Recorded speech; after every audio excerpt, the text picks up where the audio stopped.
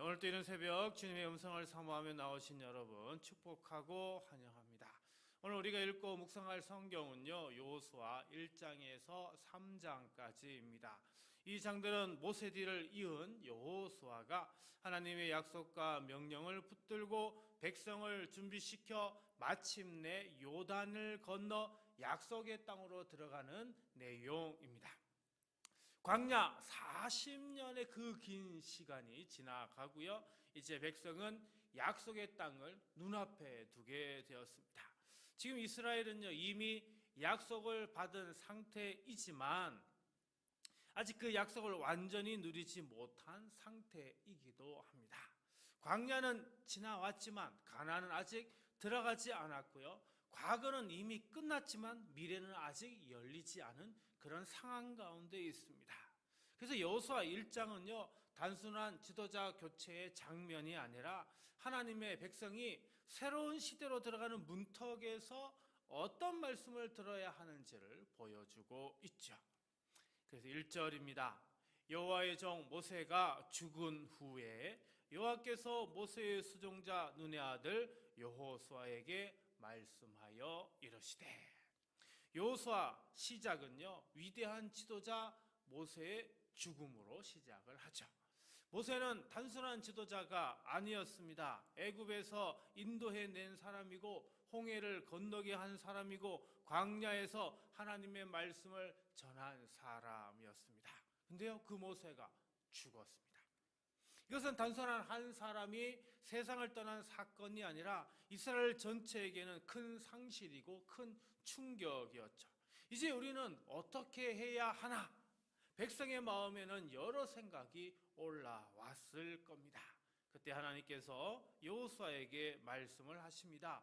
2절입니다. 내 종 모세가 죽었으니 이제 너는 이 모든 백성과 더불어 일어나 이 요단을 건너 내가 그들 곧 이스라엘 자손에게 주는 그 땅으로 가라. 자, 여기서 중요한 것은 하나님께서 먼저 슬픔 전체를 아주 길게 설명하거나 그렇게 하지 않는다라는 겁니다. 하나님은 슬픔 속에서도 다음에 해야 할 일을 말씀을 하시죠. 이것이 바로 하나님의 은혜입니다. 여기서 우리가 주목할 단어가 있습니다. 그것은 바로 일어나입니다. 히브리어로 일어나 쿰이라고 이렇게 발음을 하는데요, 단순히 앉았다가 서 있는 것을 말하는 게 아닙니다. 멈춰있던 자리에서 다시 서다, 행동을 시작하다, 하나님의 명령 앞에 응답하여 움직이다, 이런 의미가 담겨져 있죠. 그러니까 하나님이 여호수아에게 일어나라 라고 하신 것은 지금 네가 완전히 정리가 된 상태가 아니어도 상실의 자리 한복판에서 이제 다시 일어나라 라고 지금 말씀하고 있는 겁니다. 근데 본문을 잘 보면 하나님은 여호수아가 다 준비되었기 때문에 부르신 것이 아닙니다. 하나님이 부르셨기 때문에 이제 준비되어 가는 거죠. 하나님이 세우셨기 때문에 이제 걸어가게 되는 겁니다. 주님, 제 마음이 멈춰선 자리를 주께서 아십니다. 상실과 두려움과 피곤함 속에 주저앉아 있던 저를 불쌍히 여겨 주옵소서. 제 형편과 감정보다 하나님의 부르심을 더 크게 듣게 하시고 작은 순종부터 시작하게 하옵소서. 아직 우리가 완전히 준비된 것은 아니어도 오늘도 주님께서 우리를 다시 일으켜 세우기를 원하고 계십니다. 여러분, 멈춰있던 마음에 새 힘을 주시고 주저앉았던 믿음을 우리 하나님께서 다시 세워주십니다. 그 부르심에 우리 모두 일어나 다시 우리의 길을 온전히 걸어갈 수 있기를 간절히 바랍니다. 3절입니다. 내가 모세에게 말한 바와 같이 너희 발바닥으로 밟는 곳은 모두 내가 너희에게 주었노니. 자, 이 말씀을 통해서 우리가 알 수 있는 것은 하나님은 너희가 잘해서 땅을 얻을 것이라 이렇게 말씀하지 않는다라는 것입니다. 어떻게요? 내가 주었다, 이렇게 말씀해 주고 있죠. 즉 약속의 땅은 인간의 업적이 아니라 어떻게요? 하나님의 선물이다 라고 하는 겁니다. 5절입니다. 내 평생에 너를 능히 대적할 자가 없으리니 내가 모세와 함께 있었던 것 같이 너와 함께 있을 것임이니라. 내가 너를 떠나지 아니하며 버리지 아니하리니. 여기에서 핵심은 너와 함께라고 하는 겁니다. 이 단어는 히브리어로 임마크라고 발음을 하는데, 하나님께서 이제 직접 함께 하시고 가까이 계시고 떠나지 않으시고 버리지 아니한다, 이런 의미가 다 담겨 있죠. 하나님은 지금 여호수아에게 너는 원래 강한 사람이야, 너는 모세보다 더 뛰어나니까 괜찮아, 이렇게 말씀하고 있는 게 아닙니다. 하나님은 오직 내가 너와 함께 있다, 이렇게 말씀하고 있죠. 세상은 늘 우리에게 자기 확신을 가지라고 말합니다. 너 자신을 믿어? 네 가능성을 믿어야 돼. 자기 확신은요, 내 몸이 약해지면 흔들리고요, 사람 관계가 틀어지면 또한 흔들립니다. 형편이 어려워지면 흔들리고요, 마음이 지치면 무너집니다. 그런데 하나님의 약속은 다르죠. 내 기분에 따라 바뀌지 않습니다. 내 형편에 따라 사라지지 않습니다. 내가 약하다고 해서 철회되지 않습니다. 하나님이 하신 말씀은 여전히 우리에게 그대로 있습니다. 여호수아는요, 모세를 늘 곁에서 보았던 사람입니다.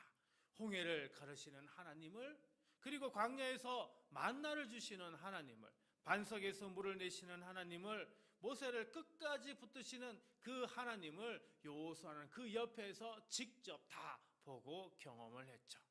근데 이제 하나님께서 내가 너와도 함께 한다고 말씀하고 계신 겁니다. 주님, 눈앞의 문제를 크게 보고 하나님의 약속은 작게 보는 저를 불쌍히 여겨 주소서. 제 힘과 경험과 형편보다 주님의 동행을 더 의지하게 하시고 혼자 버티려 하지 말고 하나님과 함께 걷게 하소서. 하나님께서 우리와 언제나 함께 하시기를 축복합니다.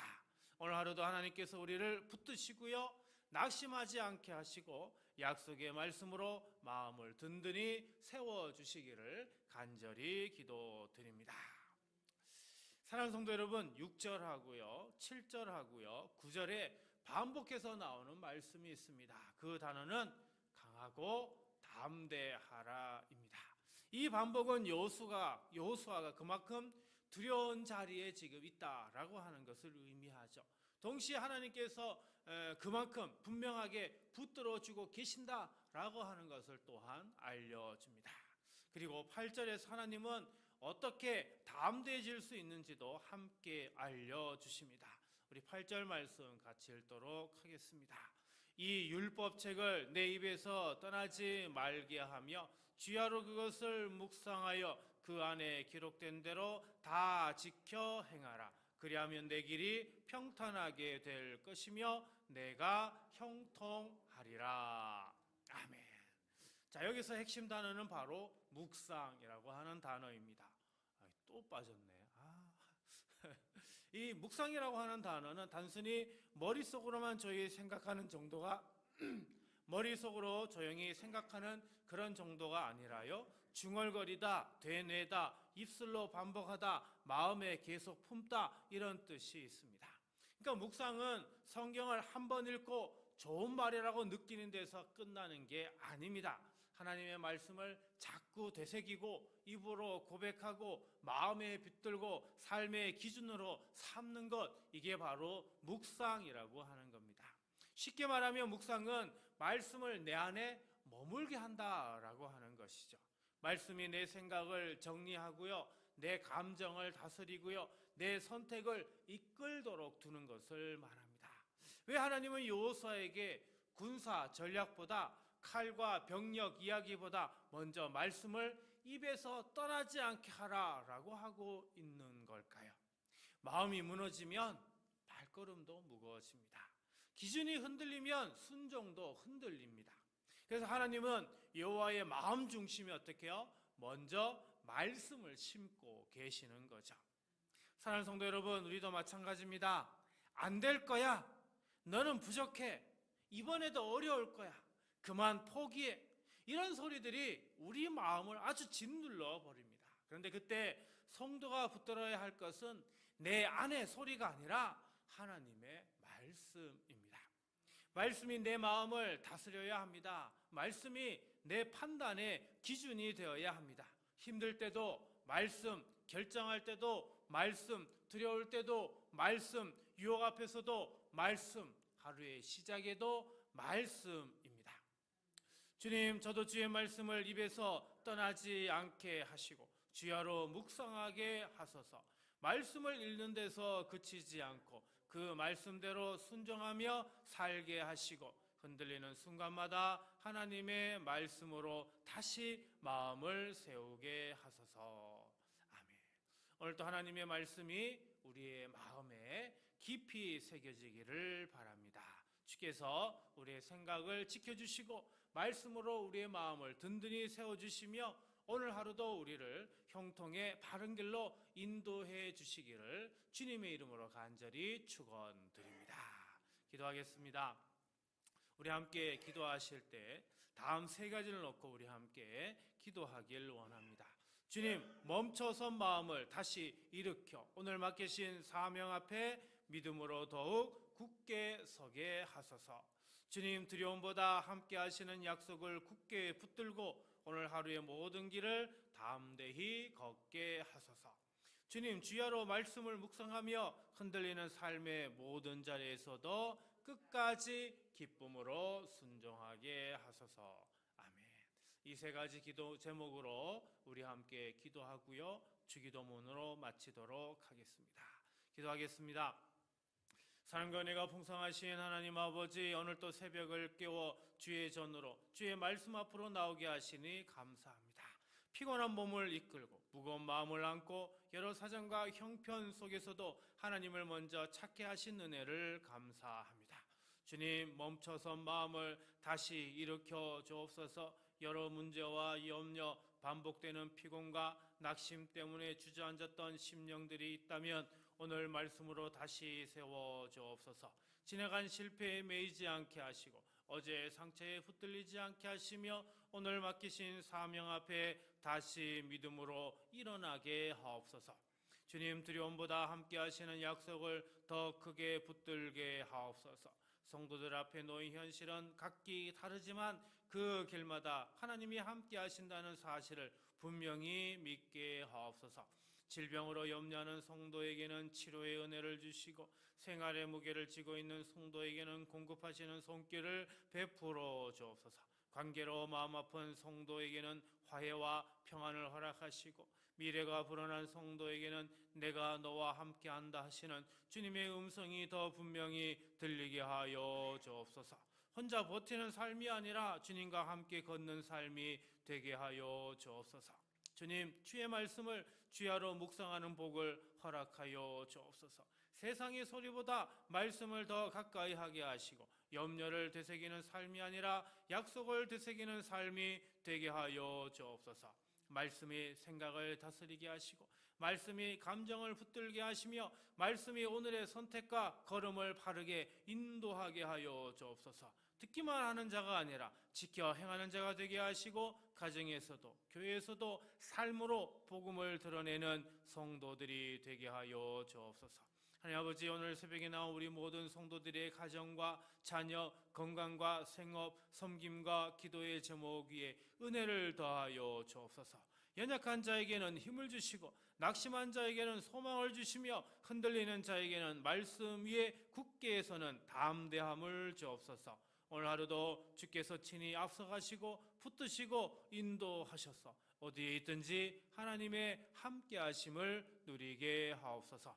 이 모든 말씀 걸어가신 예수님의 이름으로 축복하며 간절히 기도하옵나이다. 아멘.